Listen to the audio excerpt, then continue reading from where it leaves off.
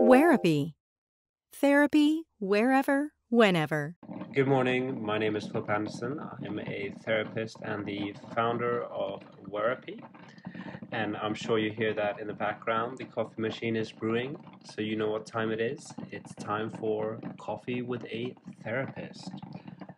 Today, the weather outside is quite nice. It's a little bit windy, but it's the sky is blue and the grass is green, so I thought I'd head outside. I can't just stay cooped up inside all summer.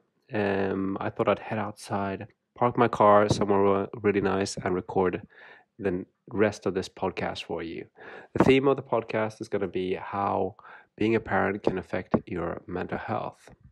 So stay tuned for that. Talk to you in a bit.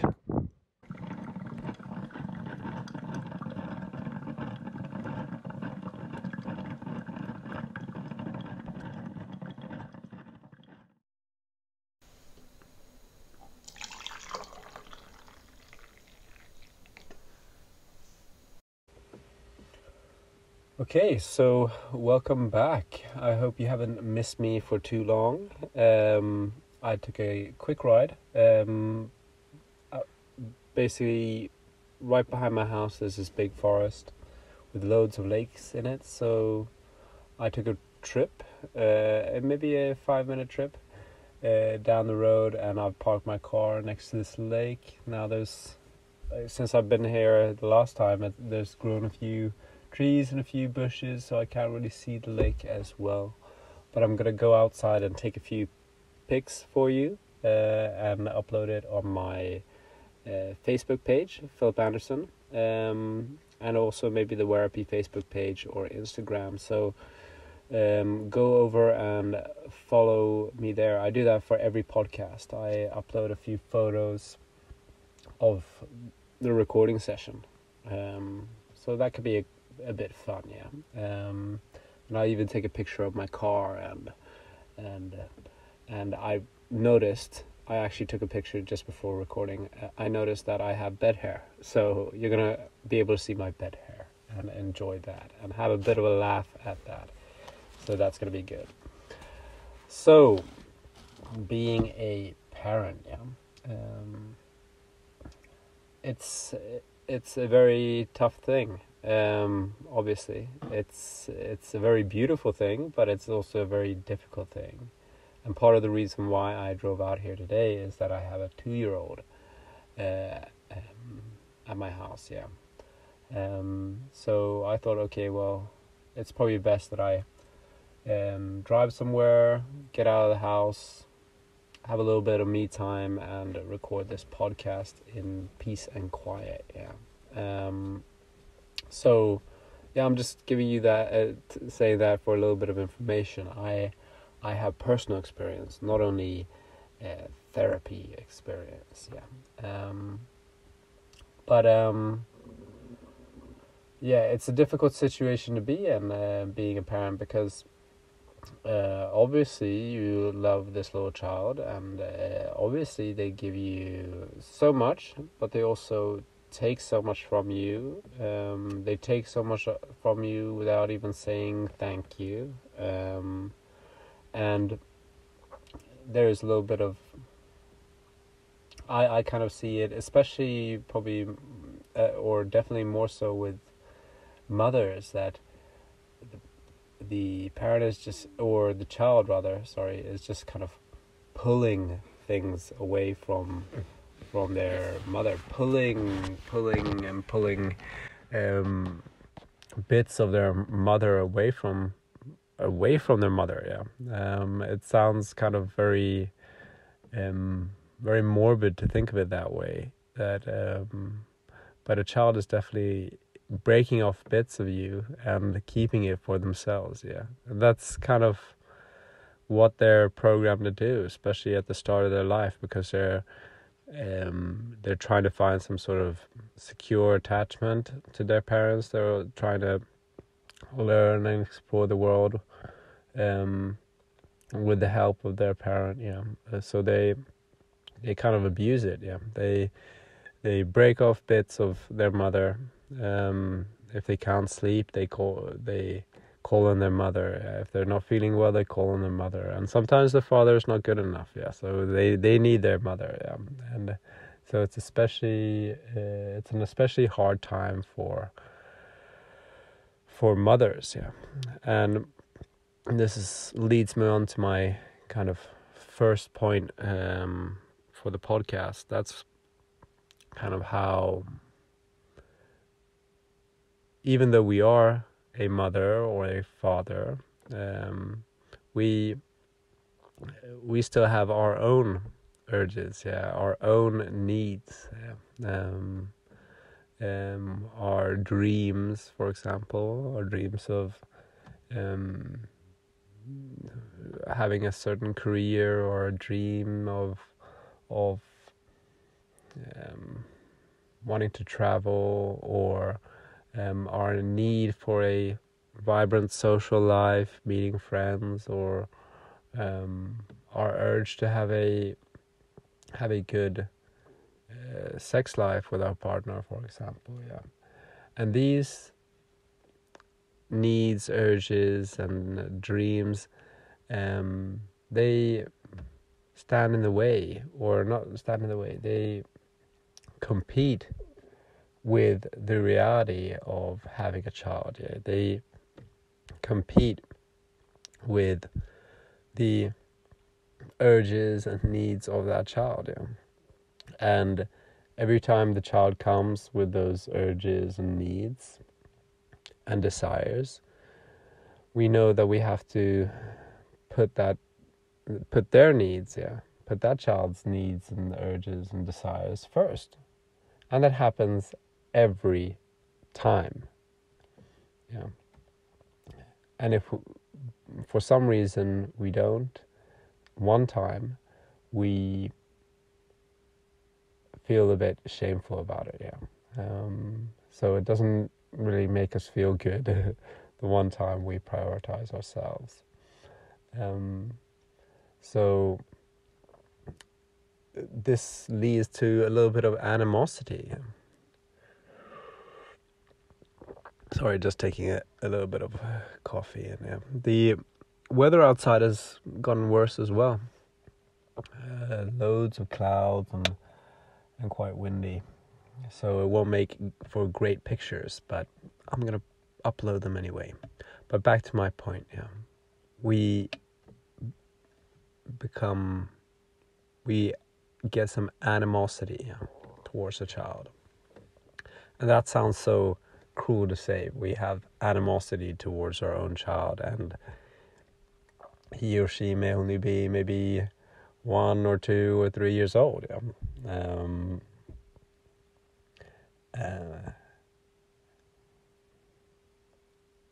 But it's perfectly normal. It's perfectly understandable. Yeah, we feel animosity, or parents feel animosity, because we feel like the dream that this one little person has gotten in the way of our dreams, desires, or our needs for so many times. Yeah, and we can't even we don't even feel like we have the right to complain about it. Yeah, that's what parents think. Yeah, and if we, for whatever reason, did complain about it one time, we'd probably be reminded by the person we are complaining to that this child can't help but be this way. Yeah. And of course we know that already, but that's not what we're kind of looking for when we're explaining this. Yeah, we're just looking for an outlet for our frustrations. Yeah, so that is kind of an extra element to it, is that when we are frustrated by not having our urges, desires, or dreams or needs or whatever met, because this child is standing in the way, and the child is standing in the way for too many times, that frustration has an element or an aspect of shame to it. Yeah, so it's a kind of double, there's a double aspect to it, which affects your mental health. It's not only you're frustrated, but you're feeling shame because you're frustrated, because you're meant to be this happy and grateful mother or happy and grateful father, who'll do anything for their child. A lot of, especially I think fathers have an easier time doing this, but there's a lot of mothers who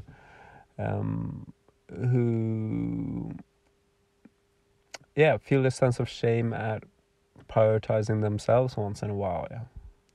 If they don't want to watch children's TV, or they don't want to play with toy cars all the time or whatever, and they say that they want a little bit of me time, they want to go outside and go for a run, or they want to just go for a walk, or just be alone in another room for a while. They feel such a sense of shame at being that, because they're at doing so, because the expectations of being a mother and the reality of being a mother, or their reality of being a mother, doesn't meet. And this is where elements of your false self contra your real self comes in. The false self, which you're meant to show out to the world, should be that, I love being a mother, and it's the greatest gift of all time, and I make cookies every day, and I play with my son or my daughter every day, all day, every day, and I'm so happy about it, and it never hurts. That's the kind of false version of reality that we show. And the expectations of society is weirdly always based on the false version of reality. That's how we see it when we hear somebody else has become a mother, and how amazing that is. And the real version is, in most people's cases, is that they feel this animosity that I spoke about, and they feel that it's they feel some sort of frustration and not being able to take time for themselves, not being able to, see to their needs, see to their urges, see to their dreams, and they feel like shit, for going into another room and taking a little bit of break from their lovely child. And it's this difference between the real version and the false version that creates mental health. Or poor mental health rather. You probably heard me say this many times in earlier podcasts. That is the difference between the false self and the real self. It is in the space in between where depression and anxiety grows, and poor mental health grows. And that is definitely the case for parents as well. And then we have another issue, which is the kind of difference in expectations between parent one and parent two.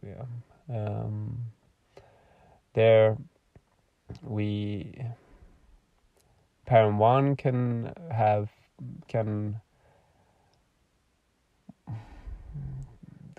kind of expect to do everything with their child. During a free day, that child has to be stimulated from minute 1 to bedtime. Whereas parent 2 might not think that that's necessary.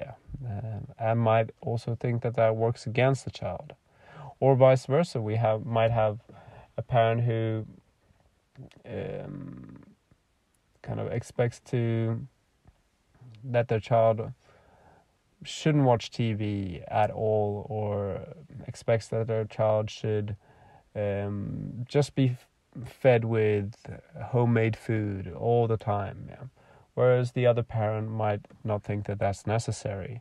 And it's always the person with the higher expectations. That's all where the kind of now I'm losing my words. I need another bit of coffee. Just wait a minute here.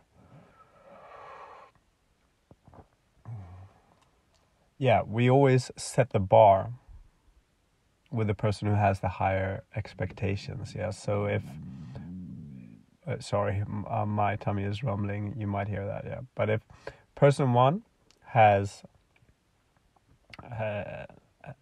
the expectation of always stimulating their child, morning you need to have some nice morning activity where we go outside and we do this and that, and then we have some great lunch, and then in the afternoon we also take a trip outside, we do this and that, and then in the evening we do activity number 3, and it's so good. And sometimes, especially for, I think, mothers more so than fathers, they have that external pressure from society and from other mothers about, showing that you're the full self that I talked about, showing that exists. Yeah. So showing that you're making that into a reality. Yeah. So they want to show people outside that everything's so good. So it's more in some cases, not all cases, obviously, it's a little bit of an ego thing as well, that I need to show that I'm doing all these great things for my child. So I'm a great mother. I can rest assured that I'm a great mother. I don't have to feel bad about things. I've done this and that for my child. Yeah.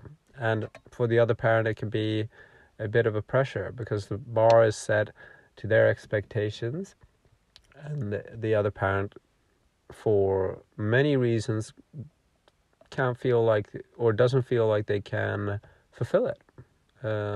They can't meet those expectations. Yeah, they get exhausted by doing activity after activity, field trip after field trip, making certain foods after certain foods, not just switching the TV on for an hour or two just to let their child, just to let themselves rest. Yeah. And it's this inner conflict between the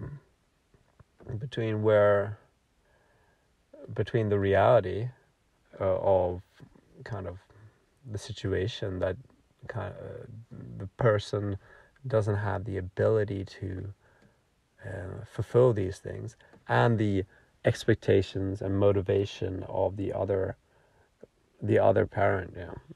Because they have become, the expectations and motivations of the other parent has become internalized. Parent one said that we have to do these things, and parent one has been insisting on doing these things every day, so we're going to have to do those things as well. And if we can't, then parent two isn't cut out to be a parent. And it's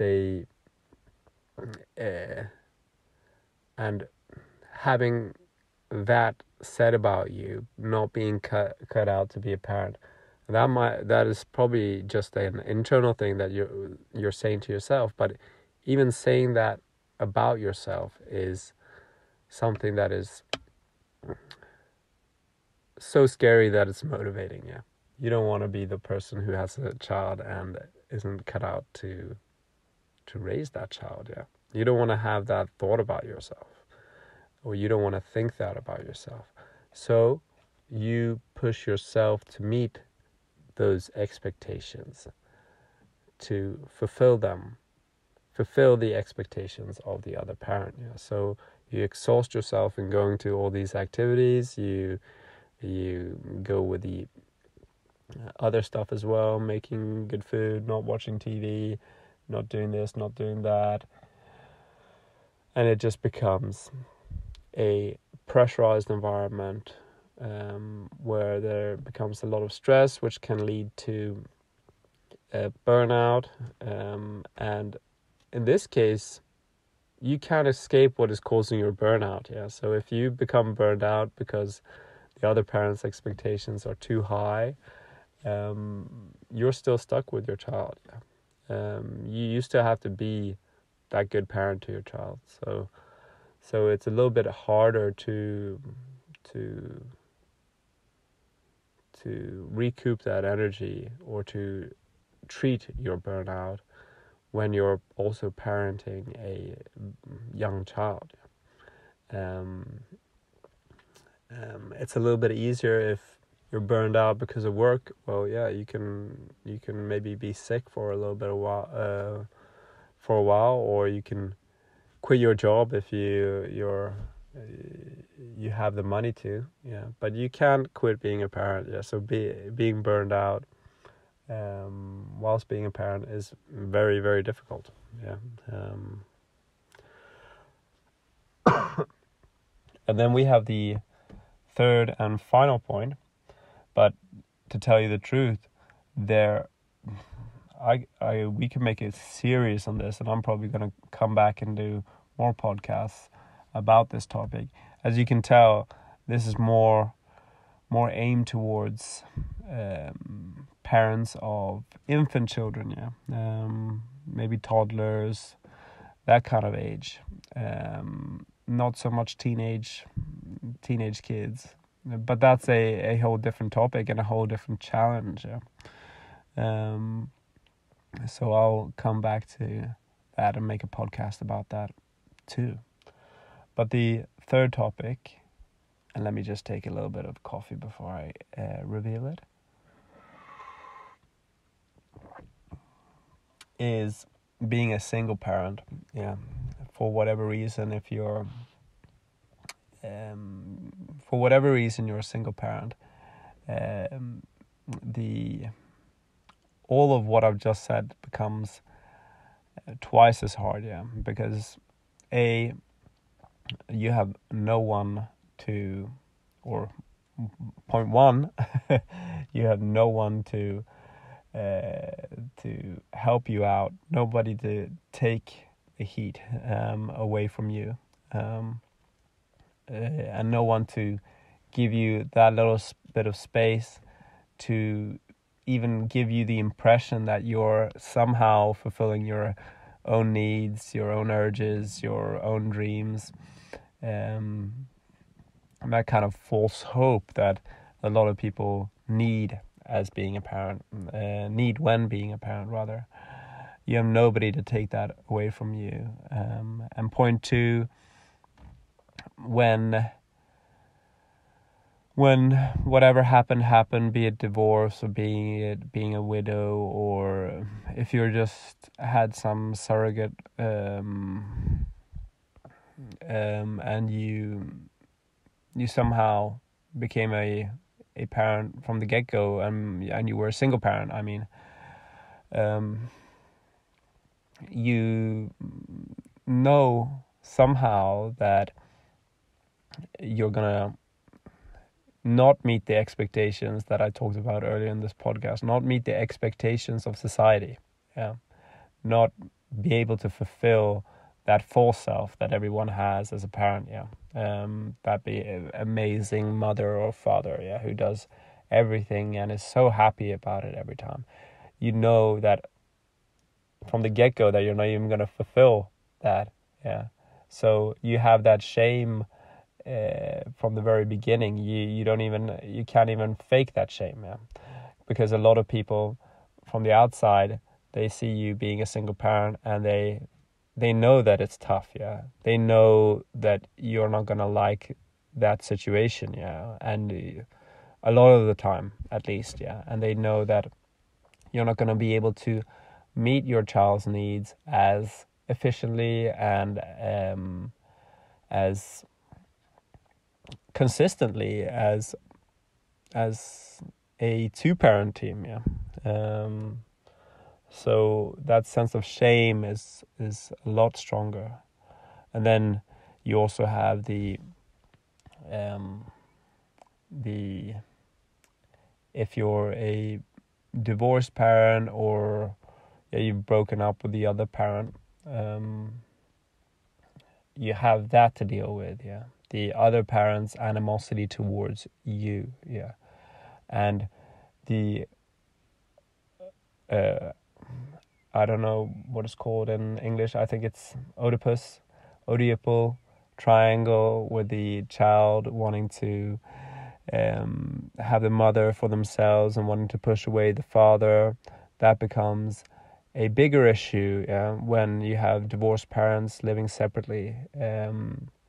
That rivalry, because when the parent is at the father's house, the father is the child could be constantly saying that they want to be with the mother and saying that they did this and that with the mother, and vice versa when they're at the mother's house, because they're feeling a sense, the child is kind of feeling protective towards their other parent, and feeling guilty for being with parent one instead of parent two, and vice versa, obviously, so that's something that causes a lot of stress. And also the fact that you have to deal with that marital issue or that divorce issue or that breakup, and the other partner not being satisfied if you're the one who broke up with them, or the other partner not being satisfied if you're the one who moved on first,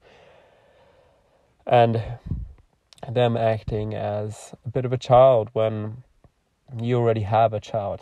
So there's loads of things that come at play, and I've just summed this up quite quickly and thrown a load of different points out there for you about being a single parent, that is, but there's definitely something that there'll definitely be something that affects you, and you have a harder time from the get-go, because you have those expectations from society, that false self that everyone outside knows that you're not fulfilling. You can't even fake it.